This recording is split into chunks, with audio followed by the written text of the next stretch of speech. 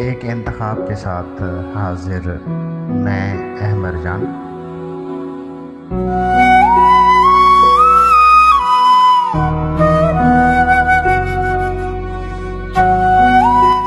ख़त के छोटे से तराशे में नहीं आएंगे, गम ज़्यादा हैं लिफाफे में नहीं आएंगे।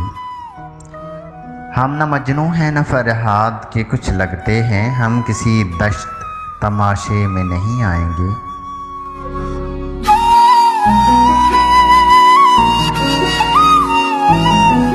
मुख्तसर वक्त में ये बात नहीं हो सकती, दर्द इतने हैं खुलासे में नहीं आएंगे।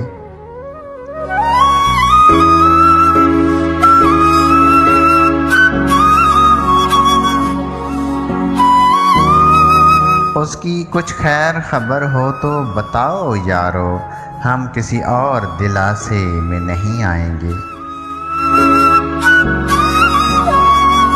जिस तरह आपने बीमार से रुखसत ली है, साफ लगता है जनाजे में नहीं आएंगे।